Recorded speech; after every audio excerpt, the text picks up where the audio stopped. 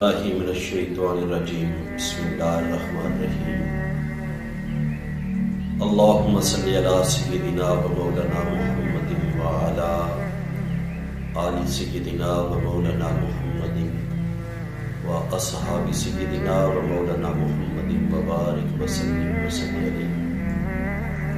السلام علیکم ورحمۃ اللہ وبرکاتہ۔ سامعین وقار، ہم آقا علیہ الصلوۃ والسلام کے معجزات کے متعلق مسلسل بیان کر رہے ہیں۔ آج بھی ہم آپ احباب کے سامنے آقا علیہ الصلوۃ والسلام کا ایک معجزہ بیان فرمائیں گے۔ ابتدائے اسلام میں یمن اور طیف کے نوجوانوں کا دستور تھا کہ وہ چوراہوں میں بیٹھ کے پہلے وقتوں کے قصے اور کہانیاں سنایا کرتے تھے۔ ایک روز اسی طرح طیف اور یمن کے نوجوان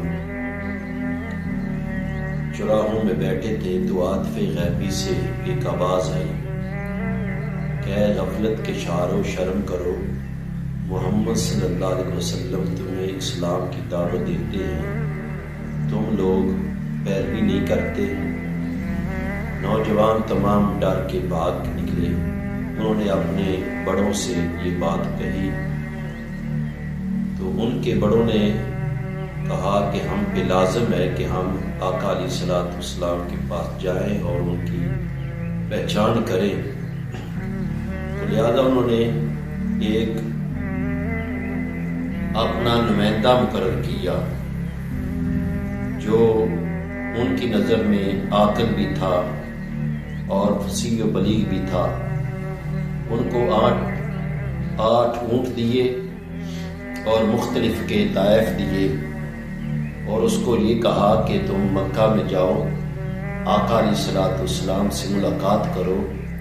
اگر تم محسوس کرتے ہو کہ وہ اللہ کے سچے نبی ہیں تو یہ 8 اونٹ اور یہ طائف کے تحفے یہ آقا علیہ الصلوۃ والسلام کی خدمت میں بطور ہدیہ پیش کر دینا۔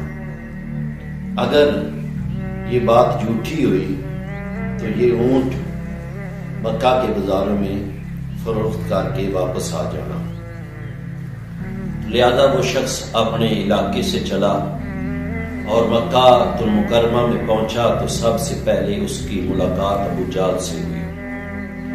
تو ابو جہل سے اس آدمی نے پوچھا آقا علیہ الصلوۃ والسلام کے متعلق۔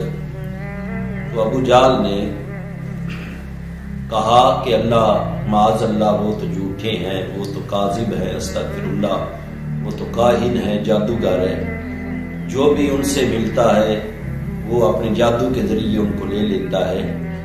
تو لہذا تم آقا علیہ الصلوۃ محمد عربی سے ملاقات نہ کرنا، اس کے جادو میں، ان کے جادو میں تم بھی آ جاؤ گے۔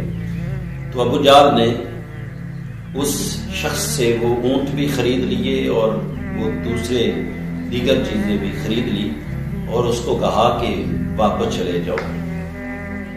اس شخص کے دل میں آقا علیہ الصلوۃ والسلام سے ملاقات کا اشتیاق بڑھ گیا۔ وہ مکہ میں کی گلیوں میں پھرتا پھراتا تو پھر اس کی ملاقات حضرت مولا کائنات علی المشکل کشا رضی اللہ تعالیٰ عنہ سے ہوئی اور حضرت علی سے اس نے پوچھا کریم آقا علیہ الصلوۃ والسلام کے متعلق۔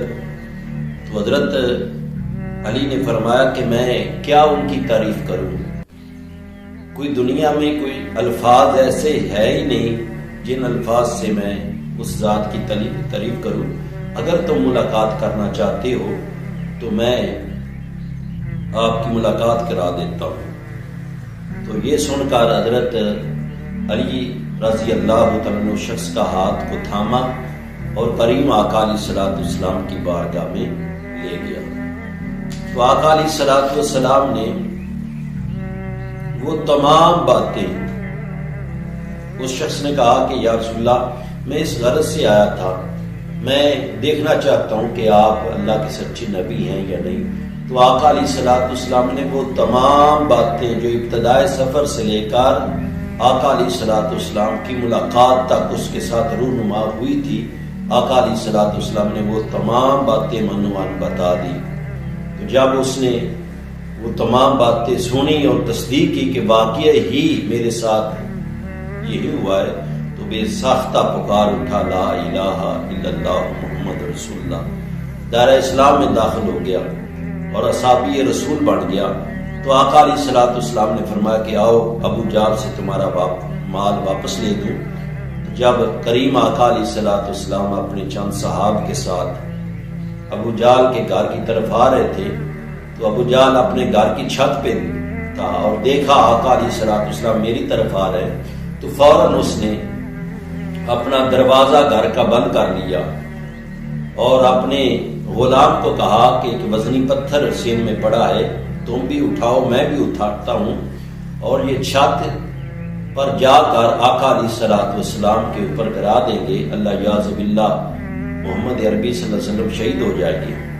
جب غلام نے ہاتھ لگایا پتھر کو، ابو جہل نے اٹھا لیا، تو چاندی قدم چلے تھے، غلام کا ہاتھ چھوٹ گیا اور ابو جہل کا ہاتھ اس پتھر کے نیچے آ کے کچل گیا۔